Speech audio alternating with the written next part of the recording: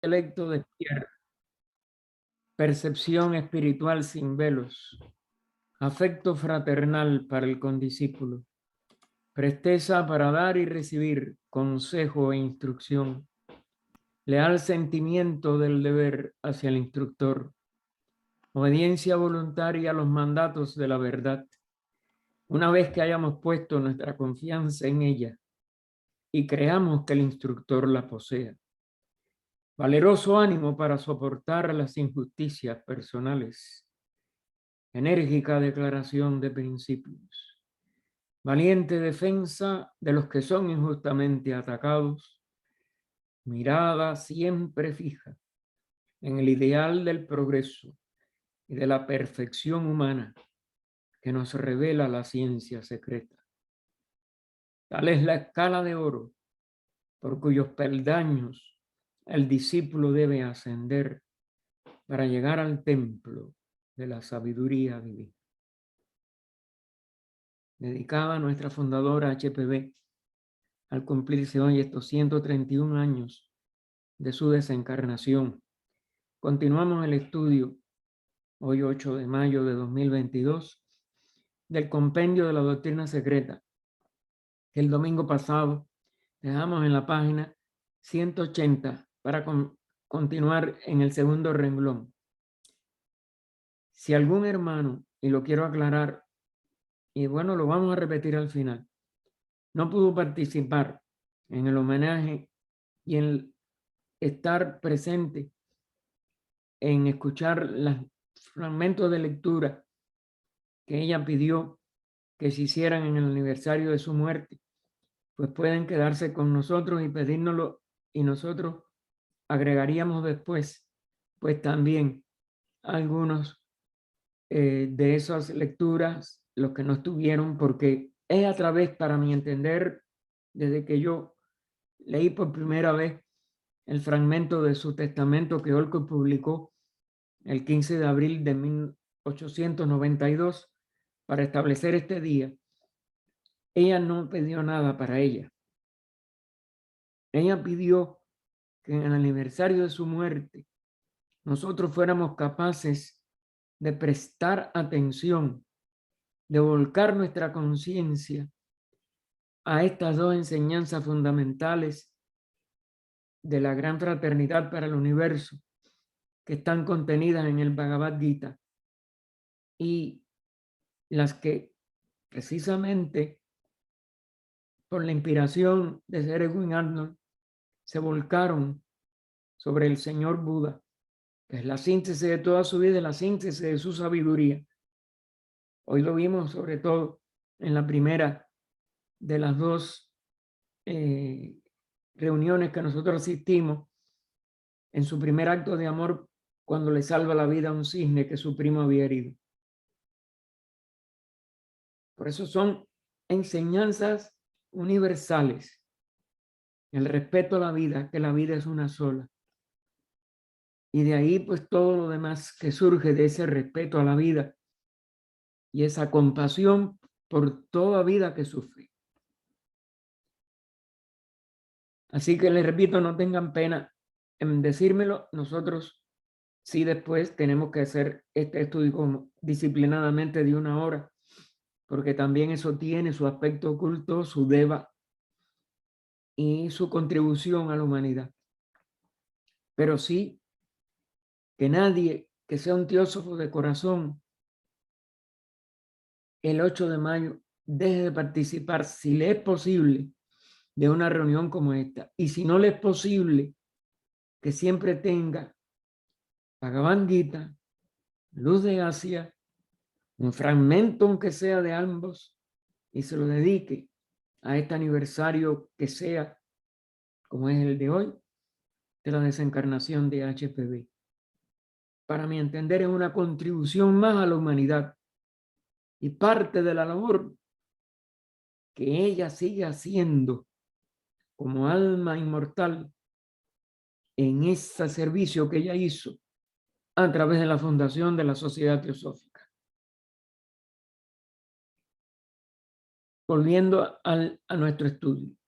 Estos en el curso de la evolución e involución porque no puede haber en cada comienzo de un ciclo la expresión evolutiva si previamente vuelve el universo a reproducir el punto en que el universo anterior, el que el sistema planetario, solar o hasta individual quedó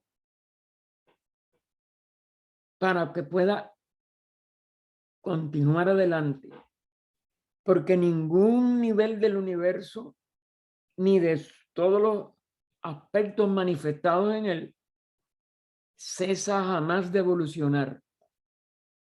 Pero cada ciclo cuando comienza tiene que llegar a expresar en esa manifestación nueva en el sentido de un nuevo ciclo, pero eterna en el sentido de su concatenación, de que un ciclo siempre va hasta el punto que llegó anteriormente y da un paso adelante más, o muchos, no sabemos. Sí, de todas maneras, todo es una unidad. Si podemos expresarlo en plural o en singular, o más bien si los dos tiempos o los dos estados de expresión de lo aparentemente singular y de lo realmente expresión de toda la unidad, que es lo que entonces aparece como plural, pues es nada más que eso. Pero para poder empatar, para poder dar el paso de avance, primero tiene que volver a involucionar para expresarse en el punto que alcanzó evolutivamente hablando en el ciclo anterior. Así que en el curso de la evolución e involución, que se expresa en todo ciclo, forman a su vez las raíces o causas desenvolventes de nuevos efectos. Si las causas no se ponen otra vez en acción, los efectos nuevos no pueden expresarse. Y por eso ella pone, desde mundos y globos, portadores de hombre, hasta los géneros, especies y clases de todos los 7 reinos. La llamada nos dice: ver estancia sexta del libro primero, es decir, el primer volumen o tomo de español en el caso nuestro, y comentario. Es decir, esto ya en esencia está en cosmogénesis. Recuerden que esta parte ya es de antropogénesis y los enlaces los tenemos que hacer constantemente. Todo lo que estudiamos esta obra, porque es imposible tener en la atención constante una obra de esta envergadura.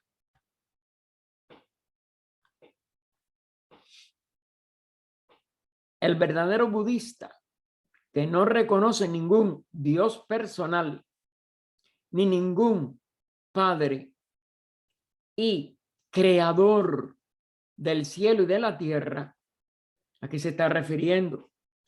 A la lamentable antropomorfización que otras religiones tenían ya en la época en que el budismo fue traído por Gautama 500 años antes de la era cristiana, pero que lamentablemente ya muchos budistas tampoco sostenían en esta integridad mística, espiritual, verdaderamente total de la sabiduría.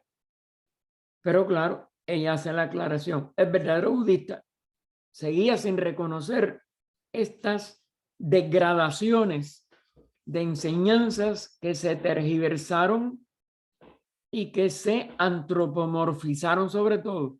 Un Dios personal, un padre, como si fuera el papá de cualquier criatura humana, y que crea. No puede haber creación porque nada más que puede haber emanación, manifestación y continuación de lo que, nada más que alternadamente, pasa por etapas de actividad y de reposo, pero que siempre es.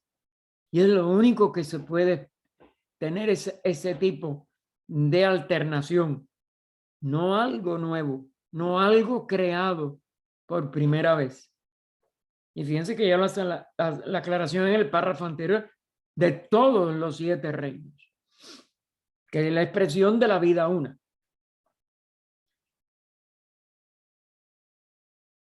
Sin embargo, nos aclara ella, ese verdadero budista cree en una conciencia absoluta. Nos los enfatiza en itálica. Es decir, la absolutividad de la vida es consciente. Lo único absoluto es la totalidad de la vida en la seidad. Porque la seidad es infinita, eterna, increada y en su totalidad inmanifestada, porque es imposible que se manifieste lo eterno en la misma eternidad del espacio. Y por ello, esa conciencia que se le da el nombre ya en sánscrito, Adi Buddhi, Adi, la primera expresión de una vida que se expresa, que se manifiesta. Es decir, que procede de esa conciencia absoluta. Y el filósofo budista sabe, el verdadero budista es cualquier creyente, pero que no haya deformado el budismo original. Pero el filósofo ya sabe, porque es el que por amor a la sabiduría la incorpora y la vive, la manifiesta. Que hay espíritus planetarios, los Dian Chohans. Eso es muy diferente. No son creaciones, pero se manifiestan como espíritus que en la manifestación cumplen funciones para esa manifestación con jerarquías. Recuerden que siempre hay que hacer esa insistencia porque ellos tampoco son individuos. Eso es lo que lleva a muchos estudiantes a después dogmatizarlo y antropomorfizarlo. Porque lo individual no puede mantenerse en un sentido tan alto y en funciones de manifestaciones planetarias, solares, universales, como una individualidad separada. Son expresiones de jerarquías bien graduadas que pueden escalonadamente, desde la más alta a la más baja, cumplir todas las funciones que aparecen entonces como esa diversidad de cosas separadas, pero ninguna está separada. No hay nada separado en la materia, ni separa. La materia toma los aspectos de formas o separaciones, pero tampoco. Todo sigue siendo una unidad. Y eso nada más que es concebible con estas funciones manifestadas jerárquicas. Que la individualidad es una etapa, pero que es mayábica, aún en ese aspecto, pero que cumple una función de la evolución, sí, es el reino humano. Y esto también tiene que ser muy penetrado por nuestra meditación, por nuestra capacidad de entender, para darnos cuenta que aún en esta expresión aparentemente individual hay un maya que tenemos que vencer. Y eso es lo que nos lleva entonces al estado de adecto, la autorrealización de la divinidad como una unidad total, pero que se expresa entonces, una vez que cumple el nivel de la evolución humana, como una jerarquía de anchojánica, es decir, señores de sabiduría. Pero aunque admite vidas espirituales, otro nombre para esta misma expresión, vidas espirituales, aunque es vida en un sentido total, sin embargo, como son temporales en la eternidad, es decir, cumplen ciclos de manifestación y el ciclo manifestado siempre tiene una duración, un tiempo, pero dentro de la eternidad, hasta ellas, según su filosofía, la filosofía budista, son el maya del día. Es decir, están expresándose mayávicamente como entidades separadas, como jerarquías separadas, como funciones distintas dentro de esa misma eternidad unida. O de la unidad, vamos a decir. Esa eterna unidad. La ilusión, que es lo que es maya, el significado de maya, que es lo que la palabra ilusión a veces da mala origen a malas interpretaciones en la mente nuestra, que es muy mecánica y muy material, y que por eso prefiero siempre recordar ilusión en cuanto a apariencia. Sigue estando, porque no hay nada fuera de la realidad, sigue siendo la realidad, pero con funciones y expresiones aparentemente diversas o separadas. Y por eso es maya del día. Aquí día también está en itálica, es el día de la actividad, es decir, el Manvantara. Al pralaya siempre se le iguala con el término contrario al día, noche, reposo. Y por eso ella entonces lo ratifica. La ilusión de un día de Brahma o de Brahma. La ilusión de un día de la manifestación de un Manvantara. Un corto Manvantara, en este caso, el día de Brahma. Recuerden que el Mahamanvantara es un año de Brahma. El corto día, que tiene 360 años, o digo, días de Brahma, pero el día de Brahma es 4.320 millones de años. Cuando ustedes lo multiplican por ese año y se le ponen lo que se llama el amanecer y el anochecer y todo que va dando lo que llamamos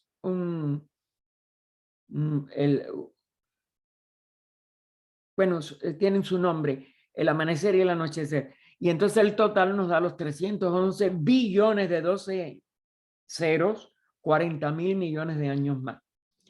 Si los Dianchohans, estas grandes jerarquías manifestadas, y todos los seres invisibles, y aclara entre guiones, los 7 centros y sus emanaciones directas, los centros menores de energía. Fíjense como enfatiza 7 y menores, ahí cierra el guión, son el reflejo directo de la luz una. Directo. Reflejo, pero directo. Pero los hombres están muy alejados de ellos. Nosotros somos reflejo de reflejos. Todavía tenemos que ascender más allá de la evolución individual para hacer estas expresiones jerárquicas y anchojánicas. Y entonces serían en ese nivel ya más alto de ellos, como 7 grandes centros, reflejos directos ya. Nosotros somos reflejo de reflejo de reflejo.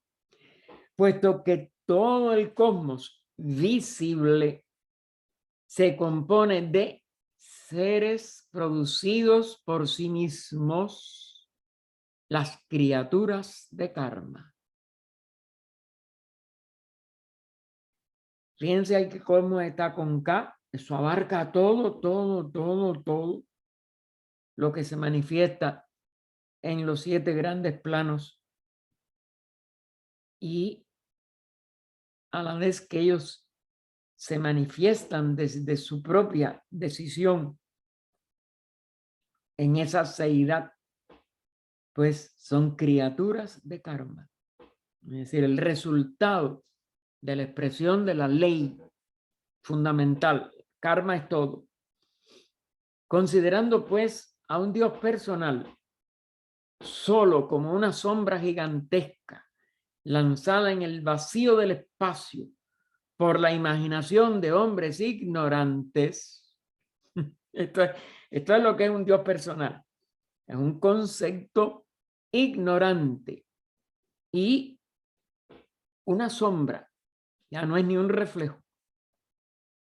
Y esto también, ella no usa las palabras por gusto. Los reflejos ya son expresiones de la vida, pero las sombras son nada más que la deformación de del manas, que es kamamanas, porque es un manas personal de la ignorancia, de hombres inferiores. Esto ella lo pone tomándolo del catecismo budista escrito por Olcott, presidente de la Sociedad Teosófica. Se saben que este fue uno de los esfuerzos más altos y honrosos que Olcott pudo hacer y que ayudó mucho al reavivamiento en el siglo XIX del budismo, que estaba aplastado casi por los dogmas de los occidentales, que veían al budismo como una superstición y como una falsedad. Él dignificó el budismo a través de este catecismo, lo dignificó mucho más para que tuvieran una gran unión a través de un estandarte que él ideó siguiendo las tradiciones que habían sobre los colores del aula de Buda.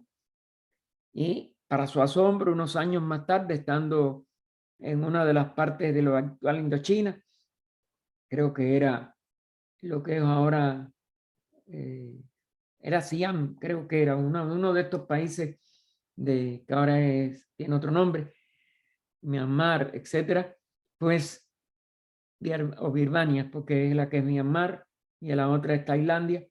Bien, en uno de esos países, estando él, había una embajada, un embajador del Dalai Lama de aquella época, y le mostró a Olcott que el estandarte del Dalai Lama era casi exacto a ese estandarte o esa bandera budista que él había ideado, entre comillas, posiblemente lo inspiraron como es natural, y fue uno de los motores que él puso en acción para que el budismo se uniera, para que las iglesias, sobre todo la Mahayana y la Hinayana, las escuelas filosóficas del budismo, que estaban en bastantes confrontaciones intelectuales, filosóficas, pero en el nivel intelectual, no de sabiduría, pues se unieran mucho más. No sé si hoy eso seguirá o habrá otra vez alguna mala inteligencia entre ellos. Pues bien, esa frase de que solo una sombra gigantesca lanzada en el vacío espacio por la imaginación de hombres ignorantes, que coincide con estas enseñanzas budistas, ellos enseñan que solo 2 cosas son eternas, objetivamente, es decir, en la manifestación, a saber, el akasa y el nirvana. El akasa no es nada más que el espacio en su primera expresión modificada, y el nirvana el estado de conciencia de reposo a que se accede a través de todo el dual proceso de involución y evolución hasta el nivel superhumano, y más allá igual cuando hay un estado de reposo universal. Y que estas son una, en realidad, claro, la conciencia o la raíz de la conciencia en ese estado de reposo y el espacio antes de modificaciones ulteriores que sufren la manifestación son la unidad que llamamos la seidad. Por eso es una unidad. Y un maya cuando están divididas, porque toda la manifestación es mayábica. De inicio al fin, desde el primer paso al despertar de un Mahamambantara hasta el momento en que se sume otra vez en el Mahapralaya. Los budistas niegan la creación y no pueden concebir un creador. Todas las cosas han salido de Akasa o Swabhavat sobre nuestra tierra, obedeciendo a una ley de movimiento inherente en él, porque es el movimiento incesante absoluto. Y después de cierta existencia se disipan. Nada salió nunca de la nada. Como ustedes ven, todo esto está entre comillas, también tomado del catecismo budista de Olcott. Fíjense lo que este hombre, que no se hizo ocultista, que nada más que ayudó durante 2 años y pico, a HPV a escribir Isis sin velo, sobre todo en el sentido del inglés, y que la había acompañado en varios viajes por la India y había recibido instrucciones de los maestros, pero para su trabajo administrativo y en la buena voluntad nada más de unir el budismo, le hace escribir este texto lleno de tanta sabiduría. ¿Cómo la pudo asimilar en esta forma tan total? Como ustedes saben, esto nada salió nunca de la nada, no es nada más que una reafirmación de ex nihilo e nihil fit de los antiguos latinos y por tanto del ocultismo antiguo, de la antigua Roma, de la antigua Grecia también. Y este es un principio de ocultismo que es universal, donde quiera que haya una enseñanza profunda que tenga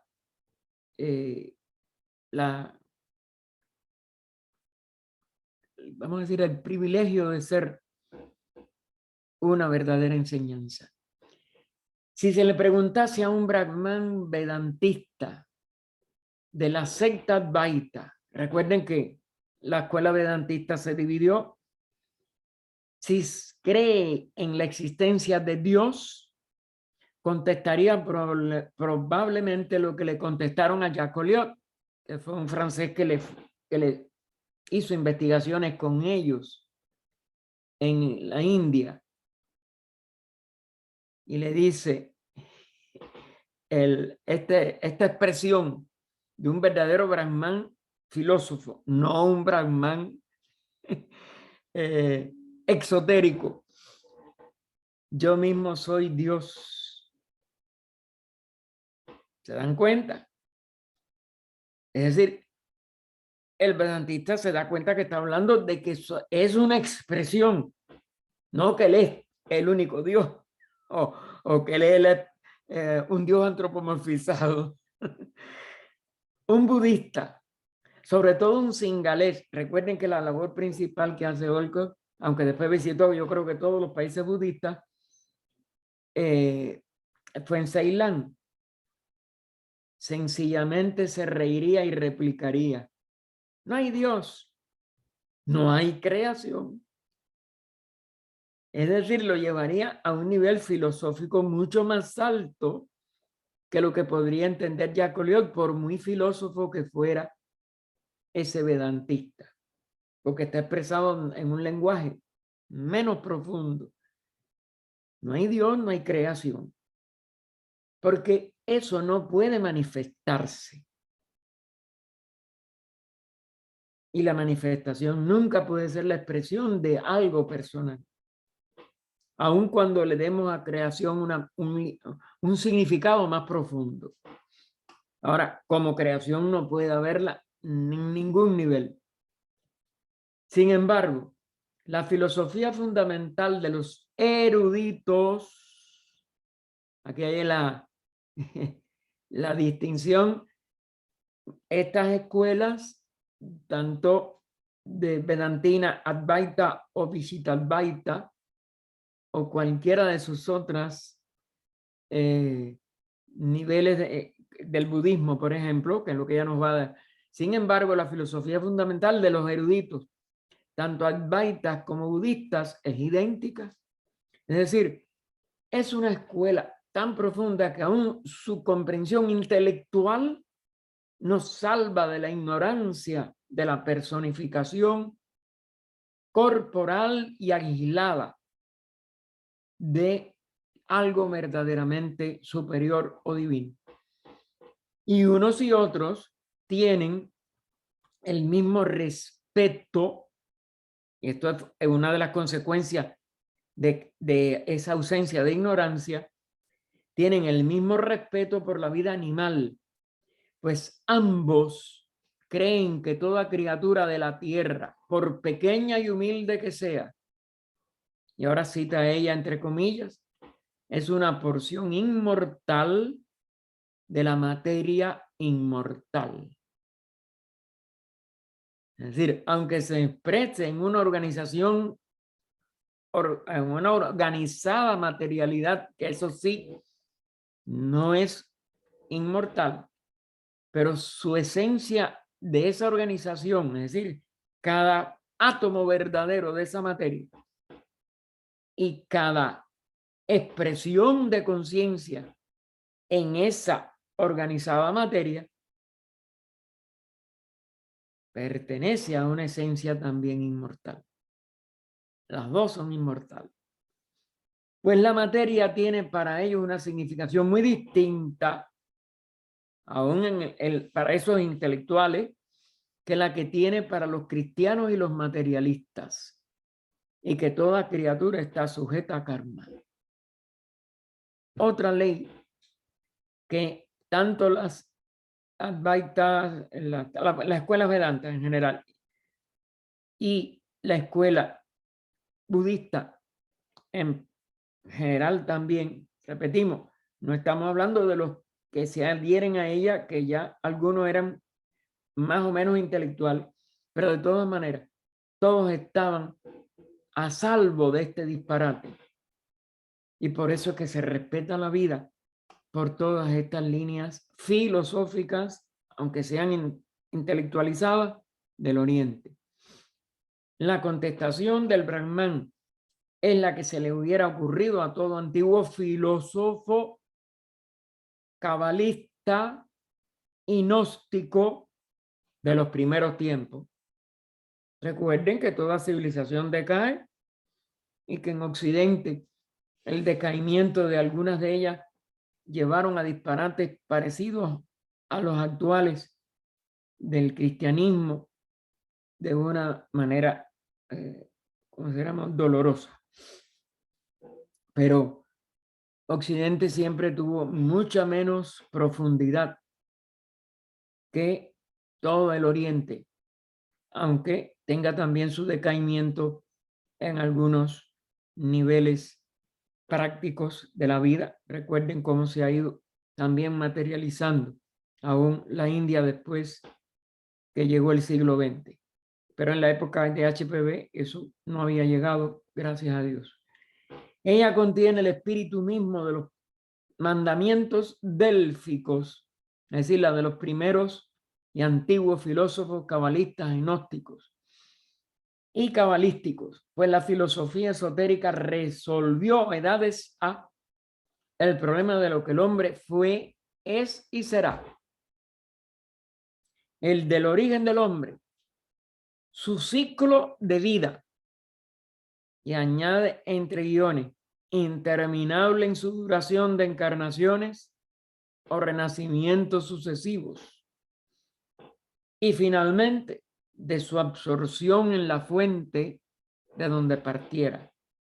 Esa fuente con inicial mayúscula. Claro, porque es esa seidad. Y esto también, estos filósofos de los primeros tiempos, aún de Occidente, sí lo mantuvieron. Y tenían esa fuente original de donde todo procede y a donde todo regresa. Para hacer la obra de karma en las renovaciones periódicas del universo, más evidente e inteligible al estudiante, cuando llegue al origen y evolución del hombre, tiene que examinar ahora con nosotros la influencia esotérica de los ciclos kármicos sobre la ética universal. Y es uno de los objetivos, no solo de esta obra y del estudio de su antropogénesis, sobre todo como es natural, sino también de toda la labor de la Sociedad Teosófica y, por tanto, de la fraternidad con respecto, ¿por qué la fraternidad le dio a ella estas direcciones y llega a autorizarle una obra de esta envergadura, que ellos asumieron su autoría conjuntamente con HPB? Claro, se lo informaron a Olcott y a nosotros llegó a través de esa carta, pero indudablemente que esta obra marca una gran, vamos a decir, un gran redescubrimiento de la filosofía esotérica para el mundo entero, pero sobre todo para el mundo occidental. La cuestión es la siguiente, y ahora pregunta ella: ¿tienen alguna influencia o alguna relación directa con la vida humana esas misteriosas divisiones del tiempo, llamadas yugas y kalpas por los hindúes? Hasta la filosofía exotérica con X, la externa, la que ya no tiene la pureza de interpretación interna, explica que estos círculos perpetuos del tiempo vuelven constantemente sobre sí mismos. Por eso se llaman ciclos. De un modo periódico e inteligente en el espacio y la eternidad. Es decir, tanto en esa modificación que ese espacio sufre alternadamente para expresar un mundo de formas, como en esa conciencia o esa expresión de la vida que alternadamente activa y reposa en esos ciclos. Hay ciclos de materia y hay ciclos de evolución espiritual. En ciclos de materia nos da la llamada. Los ciclos de materia, nombre dado por el profesor Winchell, este era un occidental, a un ensayo suyo escrito en 1860, aun antes que se publicara, como es natural, todos estos escritos de esoterismo, aunque allá habían algunos intentos de KH con algunos de sus discípulos, sobre todo con el autor de Zanoni, el Bugbelito, y algunos otros, parece que discípulos que tuvo en Alemania, y fíjense cómo algo de ello influenció en el pensamiento occidental, aún de este Winchell. ¿Por qué? No puede haber sido casualidad, hermano. Son vibraciones que empiezan. Esa es una de las cosas que tenemos nosotros con nuestros estudios. nosotros constantemente estudiando, aunque hagamos el estudio individual, pero lo reforzamos cuando hacemos estos grupos de estudio, cuando se reúne una logia, pues, dijera Annie Besant, una luz se enciende en la oscuridad del mundo. Es decir, que prendemos una vibración, alumbramos con ideas, con formas mentales, con vibraciones de amor y de servicio y de compasión en esta oscuridad que todavía reina en nuestro ciclo actual. Por tanto, también hay ciclos raciales, nacionales e individuales. Va por todos los niveles de la expresión de la vida una. Y todos ellos se unen en estos círculos recurrentes en cierto aspecto con una serie de respuestas a la ley que los rige, que es la ley de evolución.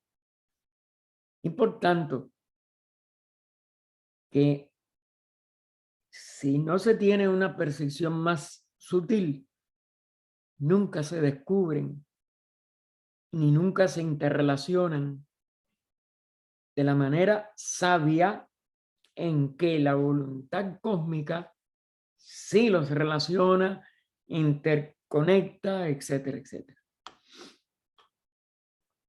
Y entonces continúa ella, según las enseñanzas maya, y vuelve a poner entre guiones, la apariencia ilusoria. De ahí es que yo digo, vamos a enfatizar más la palabra apariencia.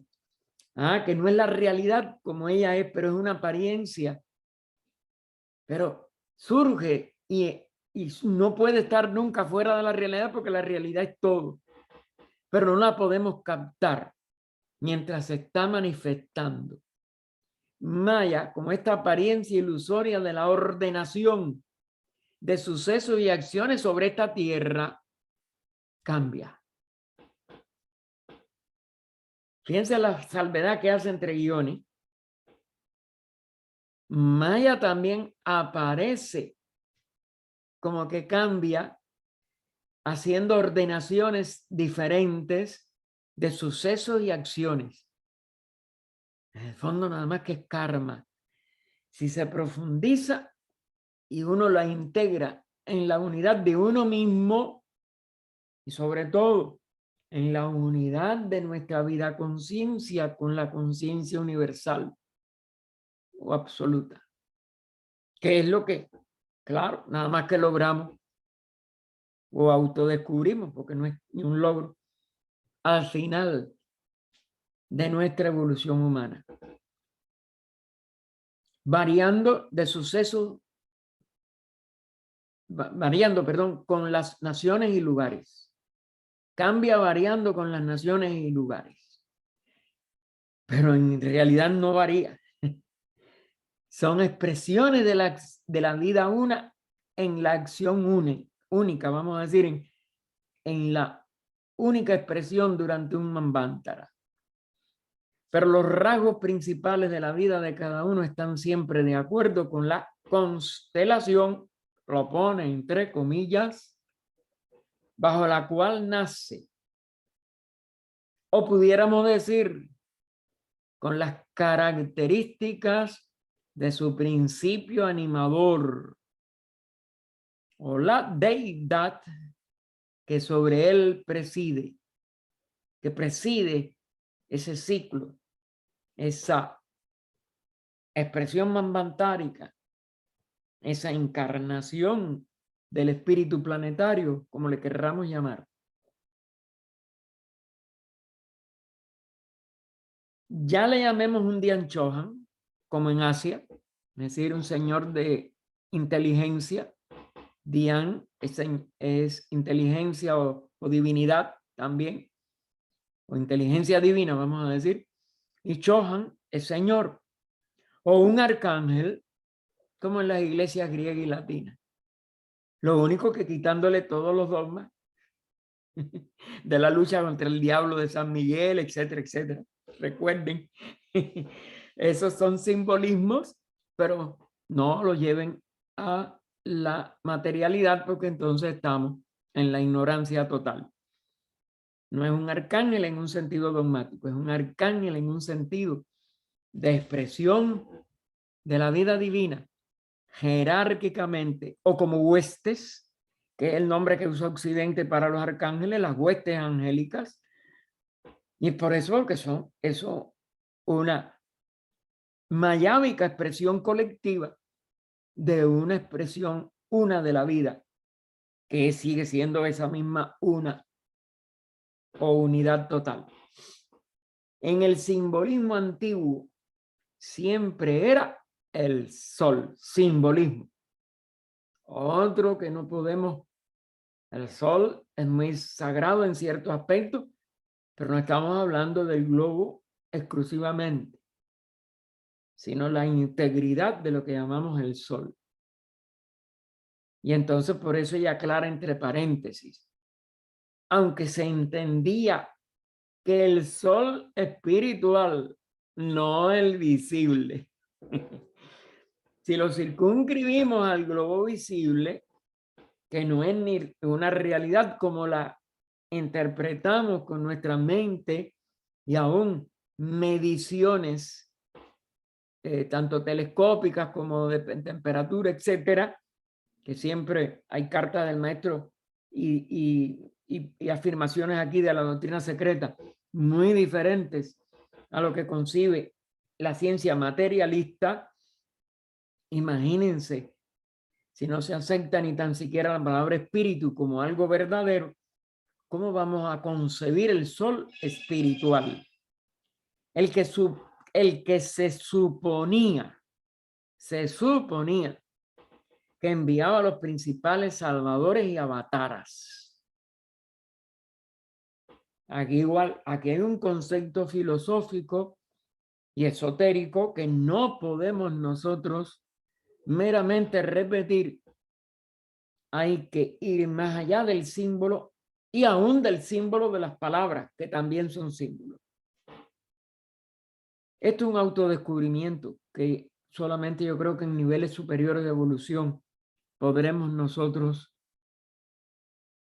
descubrir o redescubrir, porque claro, que a los antiguos sí se les daba estas significaciones esotéricas. De aquí el lazo de unión entre los budas, los avataras y tantas otras encarnaciones de los 7 más elevados. Ella se refirió a estos 7 como reflejo, como sombras, no reflejos no, sombras no, perdón. Sombra en nuestra ignorancia humana, nada más. Pero en las escuelas filosóficas de la antigüedad, estos 7 más elevados eran una expresión ya mayábicamente septenaria de esa unidad, pero como 7 grandes jerarquías, las jerarquías más elevadas de un sistema manifestado. Cuanto más se aproxime a su prototipo o arquetipo en el cielo, entre comillas, es decir, en lo más alto de ese espacio, que es abstracto absoluto durante los pralayas, mahapralaya, y solamente una manifestación de un cosmos durante el Mahamambantara. Eso es lo que tiene su arquetipo o su idea básica en esa mayor expresión o más alta expresión de un Mahamambantara. Cuanto más se aproxime esa expresión de ese avatara, de ese Buda, de esas encarnaciones, a a esa expresión mortal cuya personalidad fue escogida por su propia deidad personal, el séptimo principio, que exotéricamente se nos dice en la constitución humana que es Atman, porque es el único que es espíritu puro o espíritu total, y que ella misma en las enseñanzas de Espejo Orales aclaró, no, ni aún eso es un principio humano, sigue siendo nada más que lo que es el algoides, lo que es el séptimo principio. Y ese sería nuestra deidad personal, fíjense. Es decir, el reflejo ese divino en lo más alto de nuestra expresión septenaria. De Budí hacia abajo ya nada más que es el reflejo humano. Pero en el nivel del séptimo principio es nuestro verdadero regente. Y entonces tomaría ese aspecto de deidad como su mansión terrestre. Y fíjense en qué nivel está de abstracción. Ese séptimo principio sería una mansión terrestre para que pudiera llegar a través de su constitución inferior a dar un impulso, un mensaje o una cosa a la humanidad. Lo demás son los Budas divinos, son los Yanchohan divinos, etc.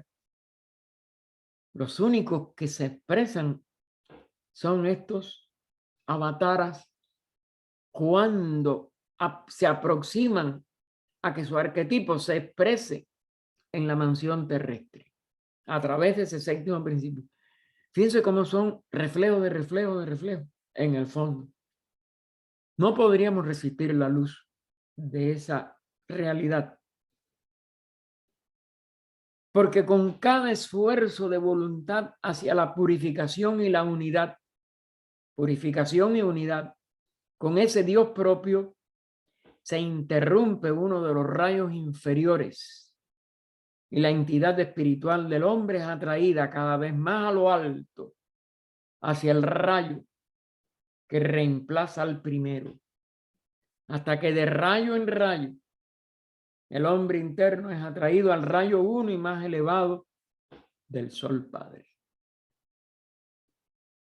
Está aquí ella sintetizando lo que un ser humano tiene que autorrealizar para primero salir de la rueda de nacimientos y muertes y elevándose por las jerarquías una tras otra, reincorporarse o reabsorberse en el verdadero Padre o verdadera fuente de origen a través de los 7 más elevados de la vida una. Óigame, lo que nos queda todavía para poder nosotros dar verdaderos pasos dependen de esa purificación, porque hay que ir desechando velo tras velo, vestidura tras vestidura, separación consciente de cada aspecto de la unidad de conciencia, etcétera,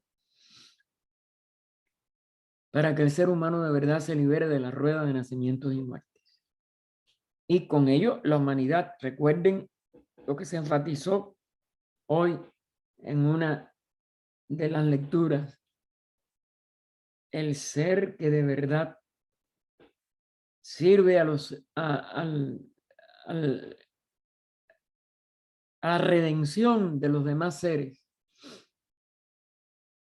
está reflejando esa luz, pero también la está alcanzando según vaya desechando sus vestiduras, sus separaciones, su maya.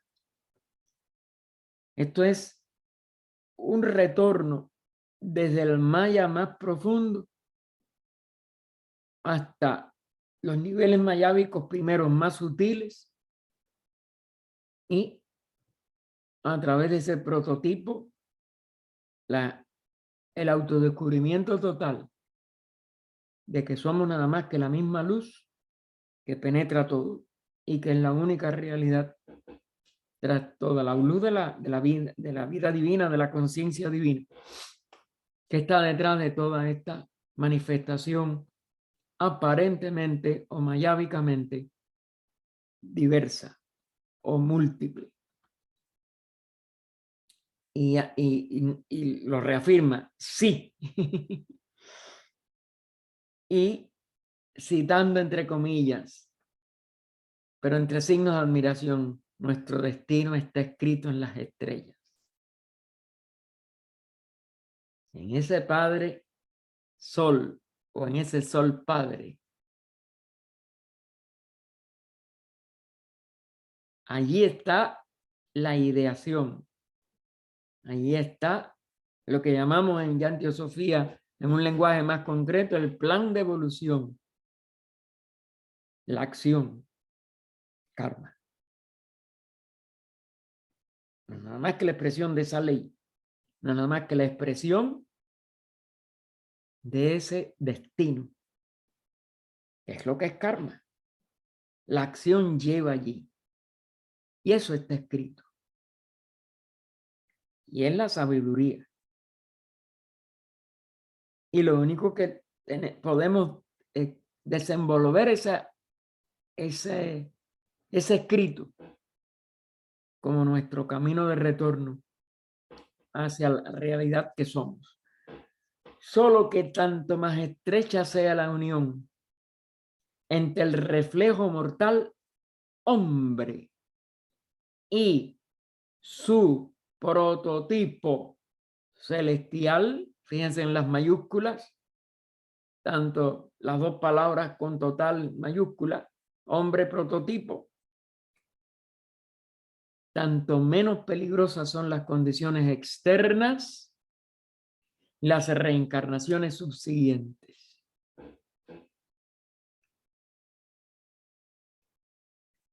Hay que unirse, hay que aspirar por purificación, por perseverancia, por entrega total a descubrir ese prototipo y hacer que se refleje en todo lo que podamos de nuestra escritura primero y en el total de nuestro ser uno al final. Y por ello se irán haciendo menos peligrosas las condiciones externas. Fíjense, influimos en todo lo que nos rodea. Y las reencarnaciones subsiguientes, que es lo que está dentro de nosotros, a las que ni Budas ni Cristos pueden escapar. En el caso de ellos, no como nosotros todavía, sino por amor y entrega a hacer el bien, por la renunciación que está al final de la voz del silencio, al final de luz en el sendero, al final aún de ocultismo práctico, porque se renuncia por inegoísmo, a descansar, a disfrutar, mientras una sola criatura, hasta una hormiguita, esté sufriendo en la manifestación. Esto no es superstición, mucho menos fanatismo.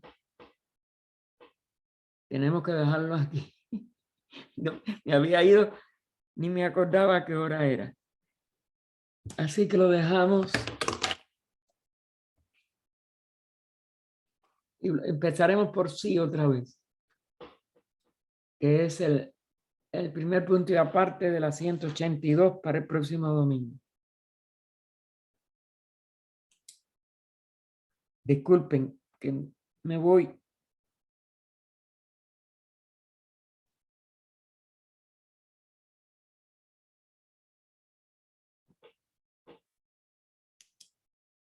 oh vida oculta que vibras en cada átomo, oh luz oculta que brillas en cada criatura, oh amor oculto que todo lo abarcas en la unidad, que cada ser que se sienta uno contigo, sepa que por lo tanto es también uno con todos los demás. Paz, paz, paz a todos los seres. Adelante, Ernesto, mijito. Así, hermano, aquí estamos viendo sobre el budismo que decía que solo había dos cosas que eran eternas, pero objetivas, dice que son objetivas, que son la casa y el nirvana. Hermano, ¿cómo puede ser objetivo el nirvana si nosotros no lo podemos ver? Como objetivo para la conciencia manifestada, universal, pero no como nosotros. Aparte, recuerda que hay nirvana y paranirvana, que es lo que nada más subsiste durante el pralaya.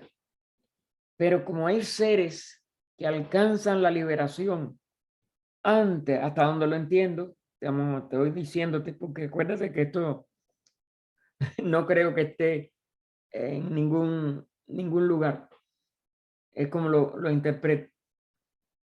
Hay nirvana y paranirvana. El paranirvana o paranispana, siguiendo la terminología tibetana, es el estado de Mahapralaya.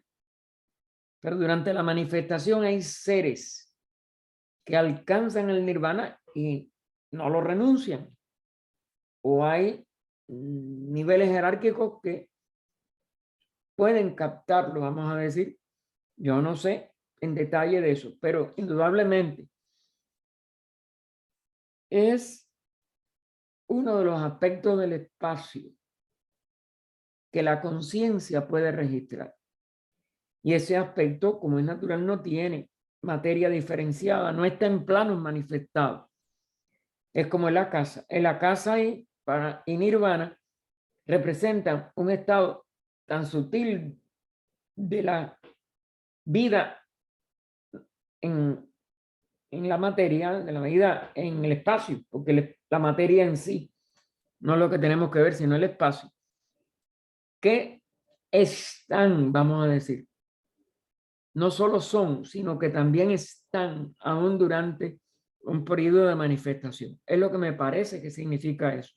De todas maneras, cuando lleguemos, lo averiguaremos, porque como estado, ninguno de nosotros sabe lo que es el nirvana, ni podemos nosotros, y mucho menos su diferencia con el paranispana, que es lo único que reina durante el Mahapralaya. Y allí sí parece que no está ni en la casa ni el nirvana, solamente es la ausencia de todo que describe la primera estancia de cosmogénesis, en una ausencia aún de un nirvana.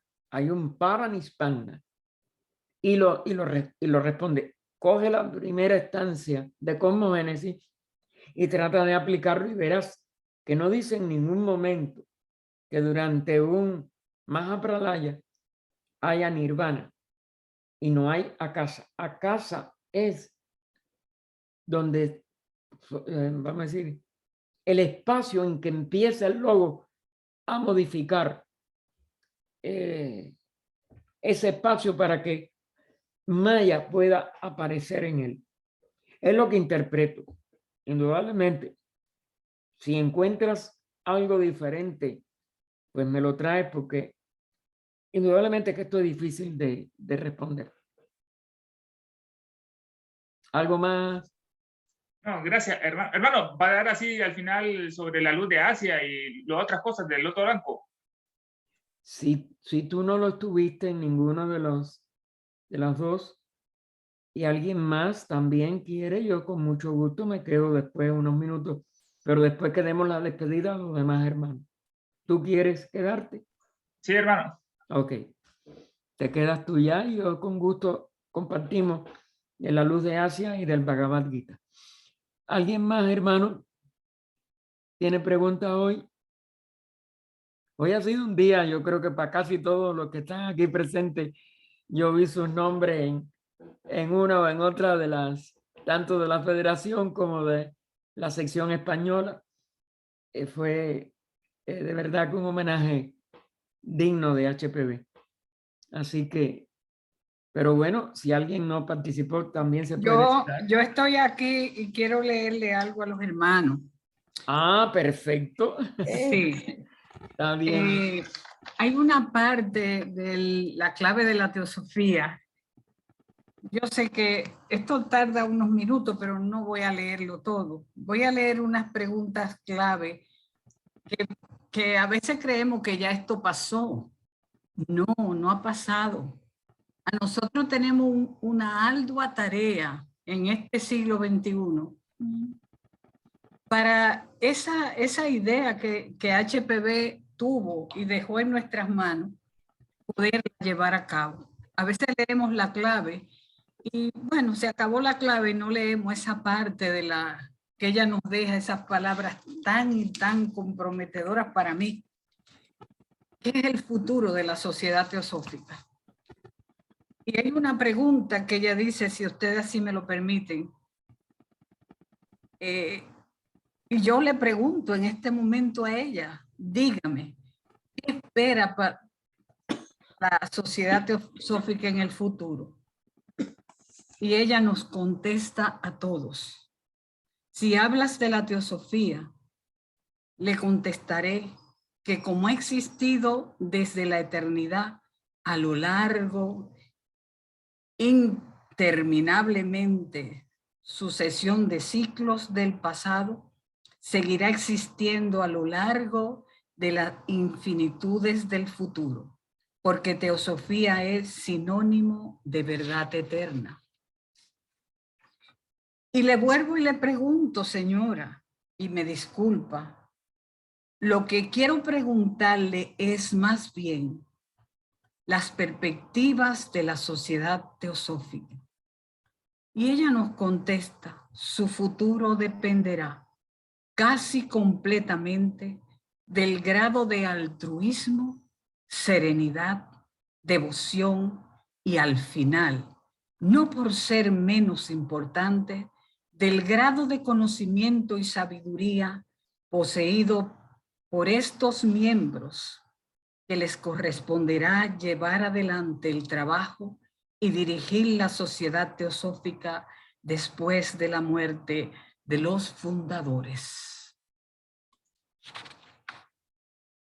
Señora, le pregunto nuevamente, entiendo la importancia de que sea altruista, devotos, pero no logro entender cómo sus conocimientos puedan ser un factor tan vital en el asunto como estas otras cualidades. Por supuesto que la literatura ya existente y a las cuales se sigue agregándole constantemente deberían ser suficientes. Y ella, con ternura, nos contesta, no me refiero al conocimiento técnico de las doctrinas esotéricas, a pesar de que sean muy importantes. Me refiero más bien a la gran necesidad que nuestros sucesores en la guía de la sociedad deberían tener en lo referente a un juicio sin ideas preconcebidas y claras. Hasta la fecha, toda tentativa análoga a la sociedad teosófica ha terminado en un fracaso, porque a la larga ha degenerado en una secta, estableciendo dogmas netos y tajantes propios, perdiendo por grados imperceptibles esa vitalidad que solo la verdad viviente puede impartir. ¿Puedo seguir, Gaspar?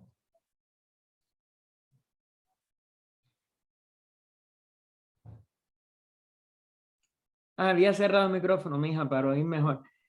Sí, ¿Puedo sí. seguir? Sí, mija, sí. Queda poco.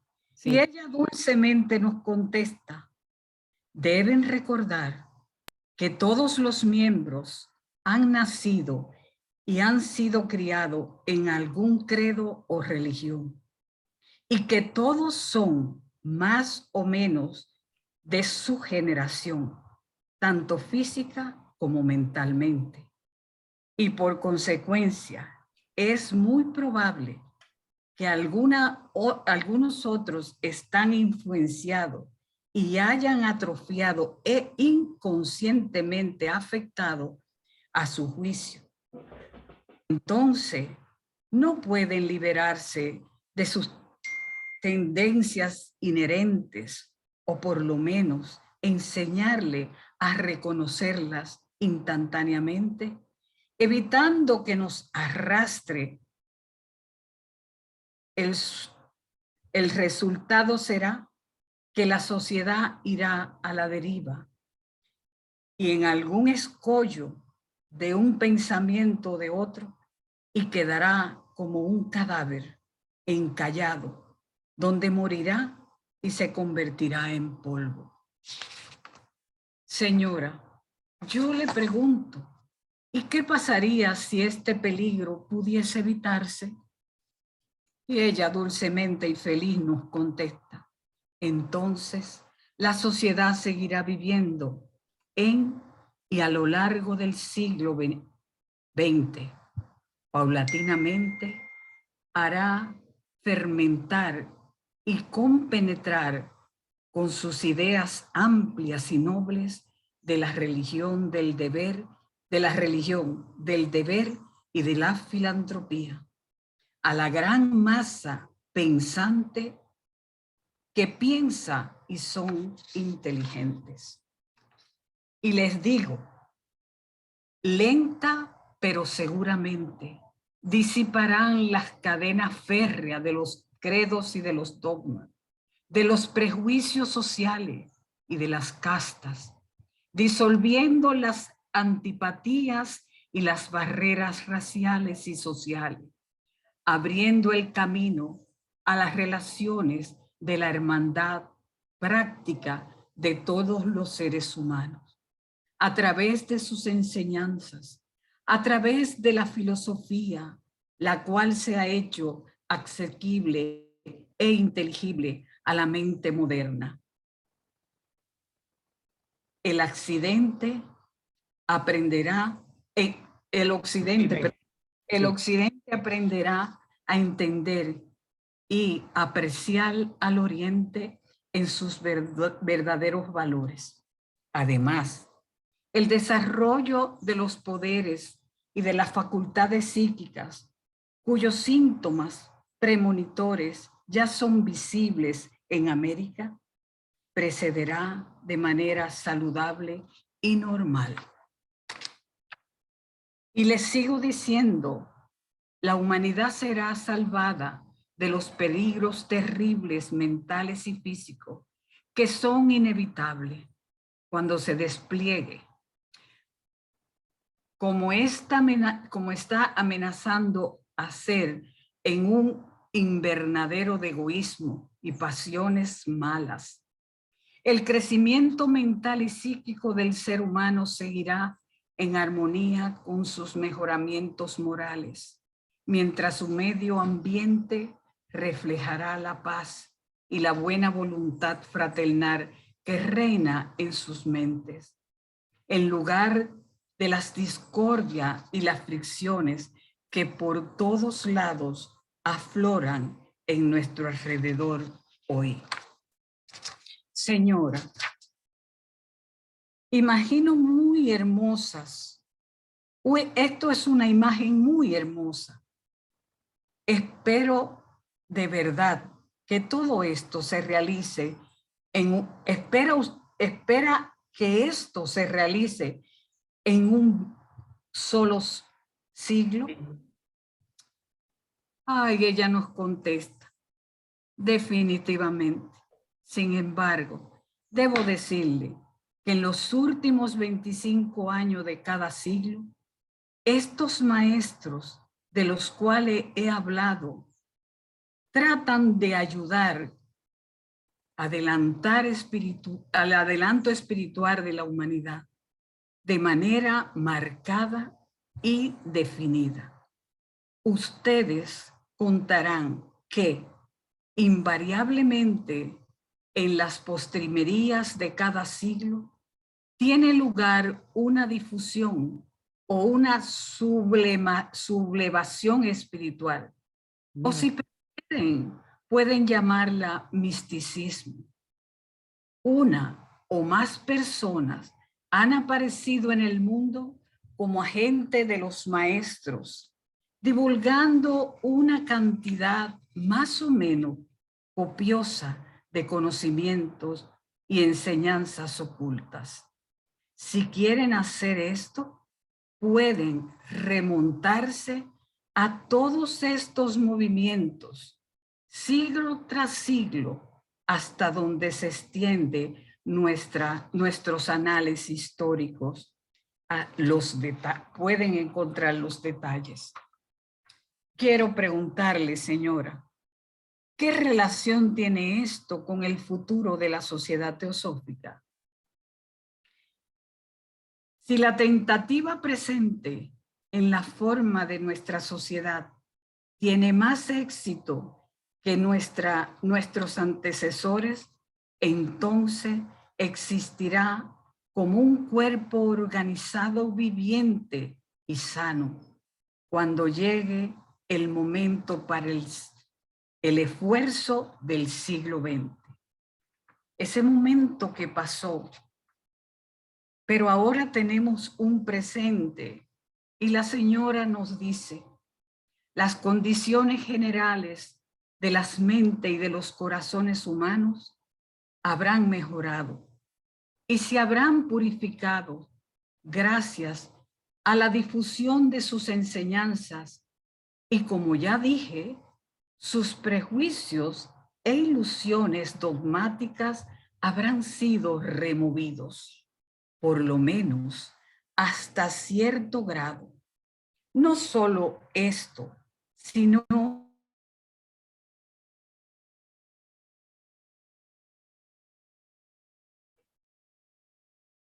Magali se cerró el micrófono. perdón, no solo esto, sino que habrá una literatura amplia y asequible a los hombres y el próximo impulso encontrará un cuerpo numeroso y unido de personas dispuestas a dar la bienvenida al nuevo portador de la antorcha de la verdad. Descubrirán que las mentes humanas están preparadas para su mensaje. Encontrará un idioma listo mediante el cual expresar la nueva verdad que comunica. Una organización que espera su llegada, removiendo los obstáculos y dificultades mecánicas y materiales de sus sendas. Pienso, mis queridos hermanos,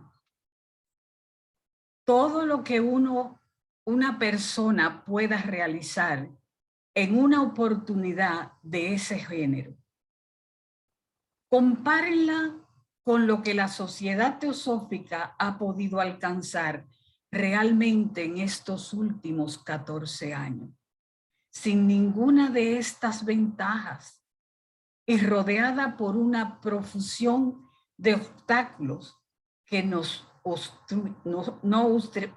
obstruirán al nuevo guía.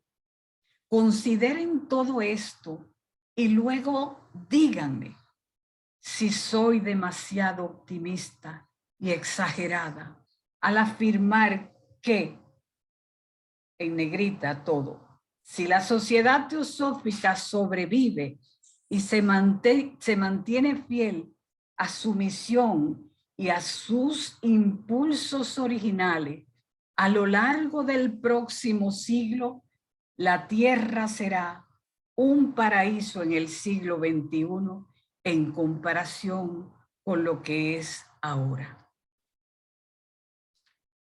Nos quedan 78 años. Sí. 78 años para dejar un legado para los que vienen detrás de nosotros. Por eso no descansemos para que la tierra sea un paraíso. Perdonen que quise esto rápido. No importa, al contrario, muchas gracias. Voy a parar sí ahora la grabación.